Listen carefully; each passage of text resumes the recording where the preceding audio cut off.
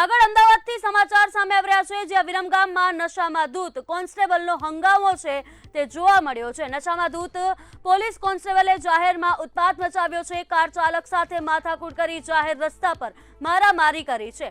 નશામાં કોન્સ્ટેબલે કારના કાચ પણ તોડી અને ભારે નુકસાન કર્યું છે। બચાવવા આવેલા પીએસઆઈ સામે પણ રોફ બતાવ્યો હતો।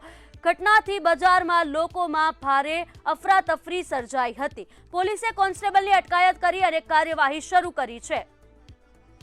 વધુ વિગતો સાથે સહયોગી મહેન્દ્ર આપણી સાથે ફોન લાઈન પર જોડાઈ ચૂક્યા છે। જી મહેન્દ્ર, પોલીસ કોન્સ્ટેબલ જ ક્યાંક દારૂના નશામાં છે તે જોવા મળી રહ્યો છે અને જાહેરમાં તેણે ઉત્પાત મચાવી લોકોમાં ભયનો માહોલ, શું કહેશો?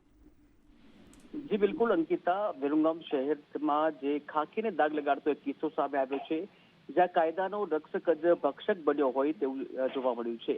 ત્યારે વિરમગામના ગોલવાડી દરવાજા બહાર એક પોલીસ કોન્સ્ટેબલ નશામાં ધૂત હાલતમાં જોવા મળ્યો હતો અને તેણે નશાના જોરમાં રસ્તા પરથી પસાર થઈ રહેલી એક કાર ચાલક સાથે માથાકૂટ કરી અને પોતાનો રોપ જમાવ્યો હતો।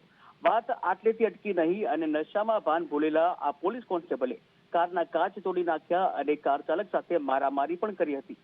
જાહેર રસ્તા પર ચાલી રહેલી આ હંગામાની જાણ થતાં જ પોલીસનો કાફલો પણ ઘટના સ્થળે આવ્યો। આ બબાલ દરમિયાન જ્યારે પીએસઆઈ મામલો શાંત પાડવા ત્યાં આવ્યા ત્યારે નશામાં ચૂર કોન્સ્ટેબલે તેમની સાથે પણ ઉગ્ર બોલાચાલી કરી હતી। ત્યારે જાહેર સ્થળ ઉપર કલાકો સુધી ચાલેલા આ હાઈ વોલ્ટેજ ડ્રામા બાદ આખરે વિરમગામ પોલીસે મામલો થાળે પાડ્યો હતો।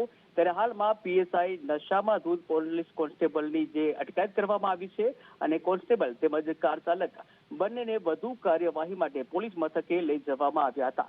પરંતુ હવે પ્રશ્ન એ થઈ રહ્યો છે કે અહીં જ્યારે નશામાં ધૂત પોલીસ કોન્સ્ટેબલની જે અટકાયત કરવામાં આવી છે ત્યારે તેના વિરુદ્ધ હવે પ્રોહિબિશન એક્ટ હેઠળ કાર્યવાહી કરવામાં આવે છે કે કેમ, આ સાથે જ બીએનએસ તેમજ તેના વિરુદ્ધ ખાતાકીય એક્શન લેવામાં આવશે કે કેમ, તે પણ એક પ્રશ્ન થઈ રહ્યો છે। જી મહેન્દ્ર, સમગ્ર માહિતી બદલ આભાર।